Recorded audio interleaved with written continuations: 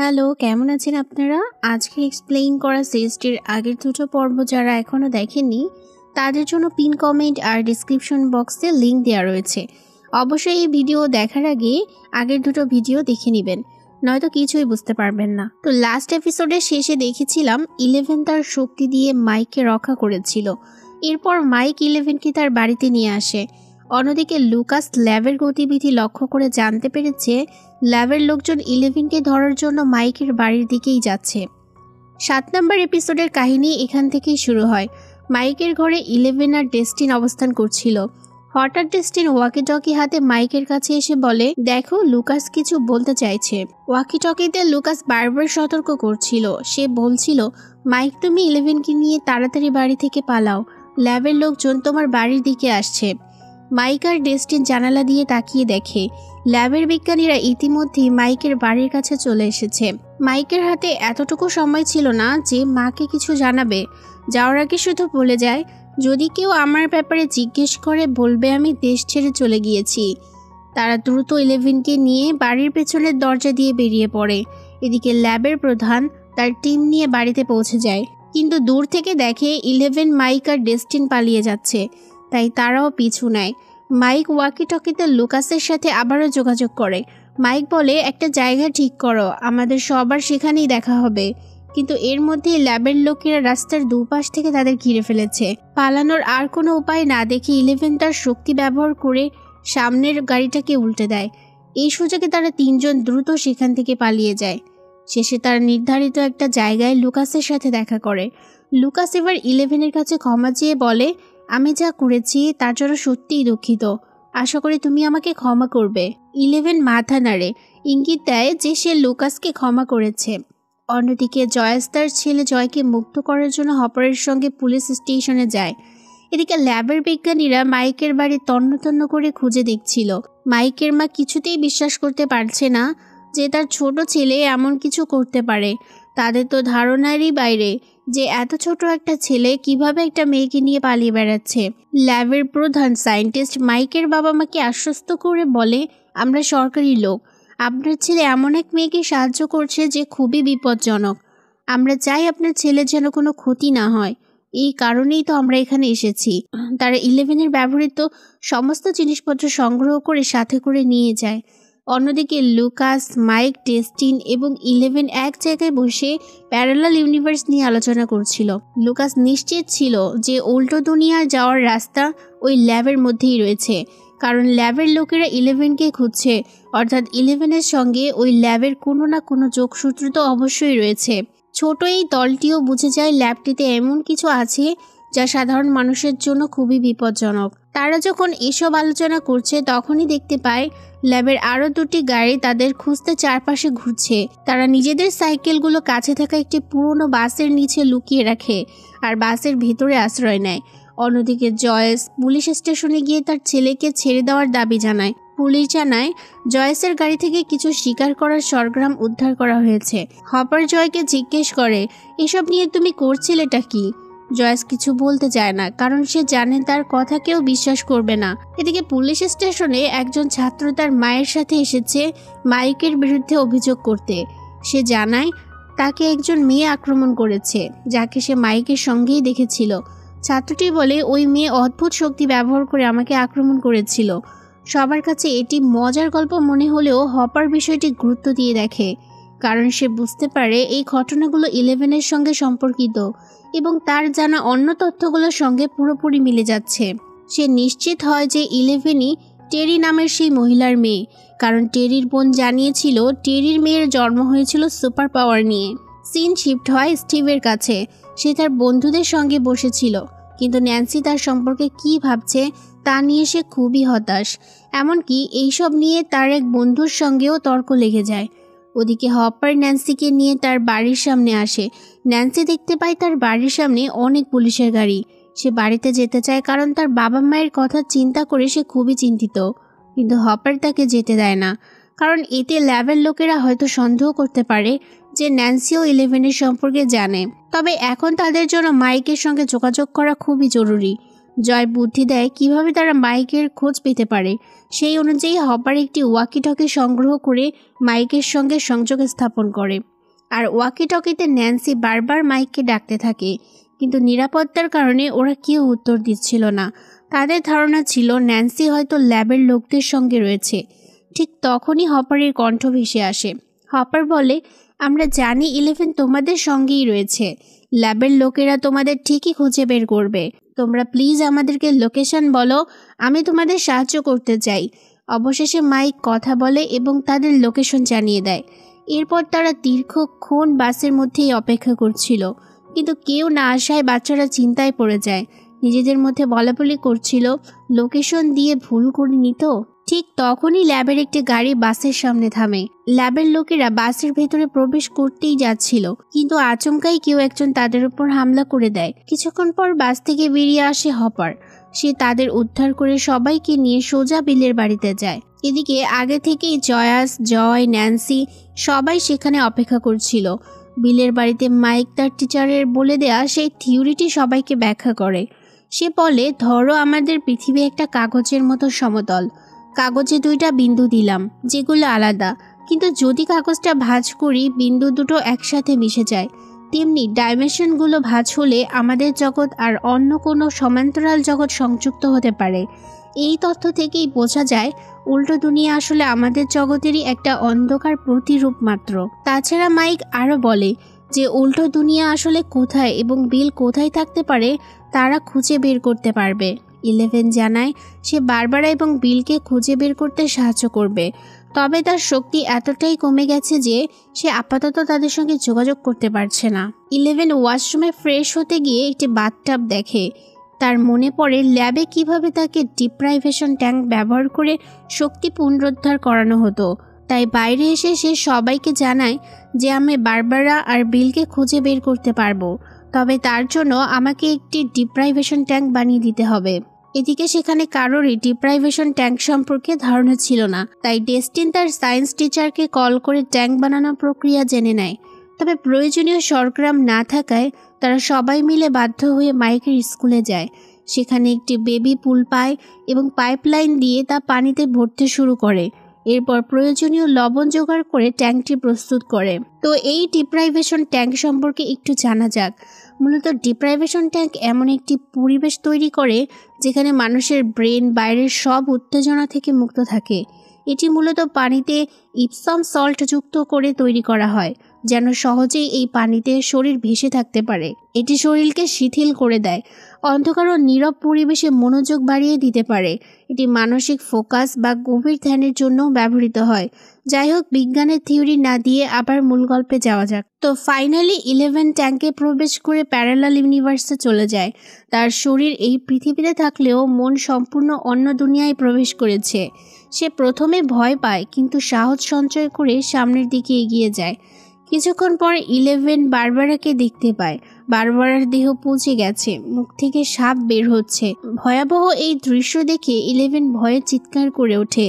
সবাই বুঝতে পারে বারবারা আর বেঁচে নেই। ন্যান্সিও কান্নায় ভেঙে পড়ে। এরপর 11 বিলকে খুঁজে পায়। জয়েস তাকে বলে, বিলকে বলো আমরা খুব শীঘ্রই তাকে উদ্ধার করব। বিলকে এই কথা জানিয়ে 11 আরও বড় বড় অদ্ভুত প্রাণীর আওয়াজ শুনতে পায়। ভয়ে সে কান্না করে এবং দ্রুত বাস্তব জগতে ফিরে আসে। সবাই বুঝতে পারে বিলকে উদ্ধারের জন্য প্যারালাল ইউনিভার্সে যাওয়া ছাড়া ওদের আর কোনো অপশন নেই। হপার একাই যাওয়ার পরিকল্পনা করেছিল, তবে জয়েস বলে, আমি বিলের মা, যাই হয়ে যাক আমি তোমার সঙ্গেই যাব। ন্যান্সি ইমোশনাল হলেও প্রতিশোধের তাগিদে রেগেছিল, তাই সে আর জয় একটি চূড়ান্ত পরিকল্পনা তৈরি করে এবং তাদের শিকার করা সরগরামগুলো পুলিশ স্টেশন থেকে চুরি করে নিয়ে আসে। সেগুলো নিয়ে তারা সোজা জয়াসের বাড়িতে ফিরে যায়। এদিকে জয়াস আর হপারের লক্ষ্য একটাই, উল্টো দুনিয়ায় ঢুকে বিলকে উদ্ধার করা এবং দানবগুলোকে ধ্বংস করা।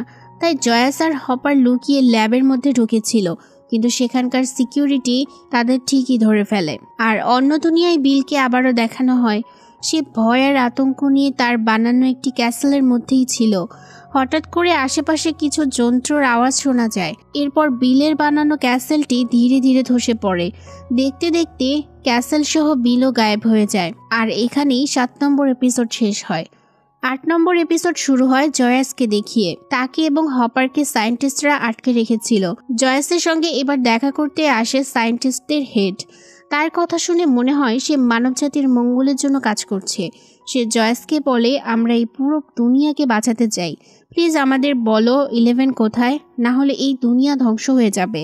তাছাড়া প্যারালাল ইউনিভার্সের দরজা তো 11ই খুলেছে, তুমি তো দেখছো এর জন্য কত মানুষ মারা গেল। কিন্তু জয়াস তো জানে এই বিজ্ঞানীরা কতটা ধূর্ত। আরও বড় কথা, তারা তার ছেলের একটি নকল দেহ দেখিয়ে বিলকে মৃত ঘোষণা করেছিল, তাই সে 11-এর বিষয়ে কিছুই বলে না। এদিকে হপারকে ভয়ঙ্করভাবে নির্যাতন করা হচ্ছিল। তারা হপারকে জিজ্ঞেস করে সে কি জানে। হপার স্পষ্ট জানায়, তোমাদের অনৈতিক কার্যক্রম শীঘ্রই শেষ হবে। তোমরা শিশুদের নিয়ে নিষ্ঠুর পরিকল্পনা চালিয়েছ, যা এতটাই বেড়ে গিয়েছিল যে প্যারালাল ইউনিভার্সের দরজা খুলে গিয়েছে। এতগুলো মানুষ তোমরা হত্যা করেছ, এইসব আমি এক নিউজ চ্যানেলে জানিয়ে দিয়েছি। আর এখন বলছো 11কে তোমাদের হাতে তুলে দিতে? এটা আমি কখনোই করব না। এদিকে জয় আর ন্যান্সি জয়ের বাড়িতে বিভিন্ন ফাঁদ তৈরি করে। তারা আগুন লাগানোর ব্যবস্থা করে এবং পুরো ঘরে ছোট ছোট বাতি লাগিয়ে রাখে, যেন দানব এলে সঙ্গে সঙ্গে তারা সতর্ক হয়ে যায়। সায়েন্টিস্টরা হপারের সঙ্গে একটি চুক্তি করে। প্রথমে তারা হপারকে জিজ্ঞেস করে সে কি চায়। হপার জানায় তাকে এবং জয়াসকে প্যারালাল ইউনিভার্সে যেতে দিতে হবে। সেখানে গিয়ে তারা বিলকে উদ্ধার করবে এবং কোনো ঝামেলা না করেই ফিরে আসবে। এত কিছু ঘটে যাওয়ার পরেও তারা বিষয়টিকে জাস্ট দুঃস্বপ্ন বলে ভুলে যাবে। কিন্তু সায়েন্টিস্টরা আরেকটি শর্ত জুড়ে দেয়, তা হলো 11কে তাদের হাতে তুলে দিতে হবে। তবেই তারা প্যারালাল দুনিয়ায় যাওয়ার রাস্তা হপারকে দিবে। এরপর বিজ্ঞানীরা হপার ও জয়াসকে সেই ল্যাবের জায়গায় নিয়ে যায় যেখানে পোর্টালটি খোলা রয়েছে। তাদের সুরক্ষার জন্য বিশেষ পোশাক পরিয়ে দেওয়া হয়। তারপর অবশেষে দুজন একসঙ্গে প্যারালাল ইউনিভার্সে প্রবেশ করে। জয়াস সেখানে গিয়ে প্রথমে শ্বাস নিতে পারছিল না। হপার তাকে শান্ত হতে সাহায্য করে। এদিকে জয়ের ঘরে দানব আনার জন্য জয় আর ন্যান্সি নিজেদের হাত কেটে ফেলে, যেন রক্তের গন্ধ পেয়ে দানব সেখানে চলে আসে। অন্যদিকে স্কুলে বাচ্চারা বুঝতে পারে যে তাদের রেখে সবাই যার যার কাজে চলে গিয়েছে। তারা ক্ষুধার্ত হয়ে স্কুল ক্যান্টিনের দিকে যায়। জয় আর ন্যান্সি রক্ত বন্ধ করতে হাত বেঁধে ফেলে এবং অপেক্ষা করতে থাকে। কিছুক্ষণ পর তারা একটি আওয়াজ শোনে, কিন্তু আওয়াজটি করেছিল স্টিভ। আসলে স্টিভ এসেছে ন্যান্সির সঙ্গে ভুল বোঝাবুঝি মিটিয়ে ক্ষমা চাইতে। ন্যান্সি বারবার তাকে চলে যেতে বলে, কিন্তু স্টিভ জোর করে ঘরে ঢুকে যায়। ন্যান্সি এবার রেগে স্টিভের দিকে পিস্তল তাক করে। সবকিছু ঠিকঠাক হয়েই যেত, তখনই দানবটি ছাদ ভেঙে ঘরের ভেতর ঢুকে পড়ে। এতক্ষণ বাতিগুলো অন অফ হচ্ছিল, এবার সব একসঙ্গে বন্ধ হয়ে যায়। অন্যদিকে প্যারালাল ইউনিভার্সে জয়েস আর হপার নিজেদের শহরে বিলকে খুঁজে বেড়াচ্ছিল। একই সঙ্গে হপারের একটি অতীত আমরা দেখতে পারি। দেখা যায় হপারের মেয়েকে হাসপাতালে নেওয়া হয়েছে। তার মেয়েটির ক্যান্সার ধরা পড়েছে এবং এখন সে লাস্ট স্টেজে রয়েছে। চোখের সামনে নিজের মেয়ের করুণ পরিণতি দেখেও হপার কিছুই করতে পারছিল না। অন্যদিকে ন্যান্সি, জয় আর স্টিভ ভেবেছিল দানবটি চলে গেছে, তাই ন্যান্সি এবার স্টিভকে চলে যেতে বাধ্য করে, কারণ সে চায় না এইসব ঝামেলায় স্টিভ যুক্ত হোক। বাধ্য হয়ে স্টিভ যখন বাইরে আসে তখন দেখতে পায় ঘরের ভেতরের বাতিগুলো আরো দ্রুত জ্বলছে এবং নিভছে। ঠিক সেই সময় দানবটি ন্যান্সি আর জয়ের সামনে এসে দাঁড়ায়। দানবটি জয়কে ধাক্কা দিয়ে ফেলে দেয়। ন্যান্সি গুলি চালায়, কিন্তু দানবটির কিছুই হয় না। দানবটি তো জয় আর ন্যান্সিকে মেরেই ফেলতে যাচ্ছিল। তখনই স্টিভ এসে দানবটিকে আক্রমণ করে। সেই সুযোগে জয় দানবটির গায়ে পেট্রোল ঢেলে আগুন ধরিয়ে দেয়, কিন্তু আগুন নিভে গেলে দেখা যায় দানবটি পালিয়ে গিয়েছে। কিন্তু তিনটে মানুষের চোখের সামনে থেকে কিভাবে দানবটি পালিয়ে গেল, এটাও যেন একটা বড় রকমের রহস্য। তো এই সমস্ত আওয়াজ প্যারালাল ইউনিভার্সে থাকা জয়েস এবং হপার শুনতে পাচ্ছিল। সিন আবার শিফট হয় স্কুলে। সেখানে আমরা খুব ছোট এবং অতি সুন্দর একটি লাভ স্টোরি দেখতে পাই। গল্পটি মাইক এবং 11-এর। তারা একে অপরকে গভীরভাবে পছন্দ করতে শুরু করেছে। কিন্তু ঠিক তখনই বাইরে গাড়ির আওয়াজ শুনে মাইক ভাবলো হয়তো তার বোন ন্যান্সি ফিরে এসেছে, কিন্তু না, সেখানে 11কে নিতে সায়েন্টিস্টরা এসেছিল। হপারের সঙ্গে চুক্তি অনুযায়ী হপার 11-এর লোকেশন দিয়ে দিয়েছিল। সবাই মিলে পালানোর চেষ্টা করে, কিন্তু চারদিক থেকে সায়েন্টিস্টরা তাদের টিম নিয়ে 11কে ঘিরে ফেলেছে। 11 আবারও তার পাওয়ার ব্যবহার করে অনেক মানুষকে মেরে ফেলে। তবে এতগুলো মানুষকে হত্যা করার ফলে সে দুর্বল হয়ে অজ্ঞান হয়ে যায়। অন্যদিকে প্যারালাল ইউনিভার্সে জয়াস এবং হপার এখনো বিলকে খুঁজে চলেছে। বিজ্ঞানীরা এবার 11-এর কাছে যায়। তাদের লিডার 11কে বলে, ভয় পেও না, আমি আগের মতো সব ঠিক করে দেব। কিন্তু 11 তখন কান্না করছিল। এখন সে মাইকের সঙ্গে অনেক বেশি জড়িয়ে গেছে। মাইককে ছেড়ে যাওয়ার কথা ভাবতেই পারছে না। এরপর এই এপিসোডের সবচেয়ে রোমাঞ্চকর দৃশ্য দেখানো হয়। 11 যাদের মেরেছিল তাদের শরীর থেকে প্রচুর রক্ত বের হচ্ছিল। সেই রক্তের গন্ধে প্যারালাল ইউনিভার্স থেকে আসল দুনিয়ায় একটি পোর্টাল খুলে যায়। সেই পোর্টাল দিয়ে বেরিয়ে আসে একটি ভয়ঙ্কর দানব। সায়েন্টিস্টদের পুরো টিম মিলে দানবটির উপর গুলি চালায়। অন্যদিকে জয়াস এবং হপার এমন একটি জায়গায় পৌঁছে যায় যেখানে চারদিক অন্ধকার। সেখানে তারা দানবগুলোর ডিমও দেখতে পায়। পাশে মাকড়সার জালের মতো পদার্থের মধ্যে অনেকগুলো মানুষ আটকে ছিল, তবে তারা কেউ জীবিত নেই। আসল দুনিয়ায় মাইক, টেস্টিন এবং লুকাস মিলে 11কে একটি রুমে নিয়ে যায়। 11-এর জ্ঞান ফিরে আসে এবং সে মাইকের কাছ থেকে প্রতিজ্ঞা নেয় যে সে কখনো তাকে ছেড়ে যাবে না। তো মাইক প্রতিজ্ঞা করে সে সব সময় 11-এর পাশেই থাকবে। ঠিক তখনই রুমের বাতিগুলো অন অফ হতে থাকে। দরজাটা ভেঙে দানবটি ভেতরে ঢুকে যায়। লুকাস যা পেয়েছিল তা দিয়েই দানবটির উপর আক্রমণ করে। কিন্তু এত বড় একটা দানব যা কিনা অন্য দুনিয়া থেকে এসেছে, তাকে এই ছোট বাচ্চারা কিভাবে মারবে? ঠিক তখনই 11 দানবটির সামনে গিয়ে দাঁড়ায়। 11-এর চোখগুলো কেমন যেন লাল হয়ে গিয়েছে। মাইক তাকে সতর্ক করতে চায়, কিন্তু 11 এক ইশারায় মাইককে দূরে ছুঁড়ে ফেলে। তারপর সে তার সমস্ত শক্তি ব্যবহার করে দানবটিকে দেয়ালে আটকে রাখে। 11 মাইকের দিকে তাকিয়ে বলে গুড বাই এবং প্রতিশ্রুতি দেয় একদিন সে আবার মাইকের সঙ্গে দেখা করবে। এরপর 11 তার পুরো শক্তি ব্যবহার করে দানবটিকে ধ্বংস করে। ধীরে ধীরে দানবটি মরে যায়, কিন্তু 11ও সেখান থেকে হঠাৎ করে গায়েব হয়ে যায়। 11 কোথায় গেল বা কিভাবে গেল তা কেউ জানে না। মাইক 11কে খুঁজতে থাকে এবং প্রচুর কান্না করে। অন্যদিকে হপার এবং জয়েস অবশেষে বিলকে খুঁজে পায়, কিন্তু বিলের অবস্থা ভয়ঙ্কর। তার মুখের ভেতর সাপের মতো একটি প্রাণী ঢুকেছিল, যার কারণে সে ঠিকমতো শ্বাস নিতে পারছিল না। হপার প্রাণীটি বের করে মেরে ফেলে এবং বিলকে শ্বাস নিতে সাহায্য করে। এই মুহূর্তে হপারের অতীত দেখানো হয়। তার মেয়েটি যখন মারা যাচ্ছিল তখন দাঁড়িয়ে থাকা ছাড়া তার কিছুই করার ছিল না। এদিকে আসল দুনিয়ায় স্কুলে অনেক পুলিশ এসেছে। মাইকের মা বাবাও এসেছে। বিলকে সরাসরি হাসপাতালে নিয়ে যাওয়া হয়। এই এপিসোডে দেখানো হয়নি কিভাবে হপার এবং জয়াস বিলকে আসল দুনিয়ায় ফিরিয়ে এনেছে। যাই হোক, হাসপাতালের বাইরে সিরিজের সব চরিত্র বিলের জন্য অপেক্ষা করছিল। বিলের জ্ঞান ফেরার পর মাইক, টেস্টিন এবং লুকাস তাকে সবকিছু খুলে বলে, এমনকি 11-এর বিষয়েও। অন্যদিকে বিজ্ঞানীরা বিশ্বাস করতে পারছিল না যে হপার এবং জয়াস বিলকে জীবিত অবস্থায় ফিরিয়ে এনেছে। তারা হপারকে জিজ্ঞাসাবাদ করার জন্য একটি গাড়ি পাঠায়। হপারকে কেন নেওয়া হলো বা কি জিজ্ঞেস করা হলো তা একটি বড় রকমের রহস্য। এরপর 1 মাস পরের দৃশ্য দেখানো হয়। মাইকের ঘরে 4 বন্ধু মিলে 10 ঘন্টা ধরে সেই একই গেম খেলছিল। মাইক এখনও সব জায়গায় 11কে খুঁজে বেড়ায়। এমনকি তার ঘরে 11 যেখানে ঘুমাতো সেই জায়গাটিও মাইক খুব যত্ন করে আগের মতোই রেখেছে। জয় এখন আর ভাইকে একা ছাড়ে না। সে বিলকে নিতে মাইকের বাড়িতে আসে। দিনটি ছিল ক্রিসমাসের। ন্যান্সি জয়কে একটি ক্যামেরাও উপহার দেয়। অন্যদিকে হপারকে দেখানো হয় সে তার অফিসে ক্রিসমাস পার্টিতে শুধু খাবার খেতে গিয়েছিল। তবে খাবার না খেয়ে সে প্যাকেটটি নিয়ে একটি গভীর জঙ্গলে চলে যায়। সেখানে একটি বাক্সের মধ্যে সে খাবার রেখে দেয়। বিশেষ করে সেখানে একটি ওয়াফেলসও রেখে আসে। ওয়াফেলস কিন্তু 11-এর সবচাইতে পছন্দের খাবার ছিল। এখন এই খাবার হপার আসলে কার জন্য রেখেছিল তা এই সিরিজে রিভিল হয়নি। তাহলে খাবারটি হপার কার জন্য রাখলো? 11-এর জন্য? কিন্তু 11 তো গায়েব হয়ে গিয়েছিল।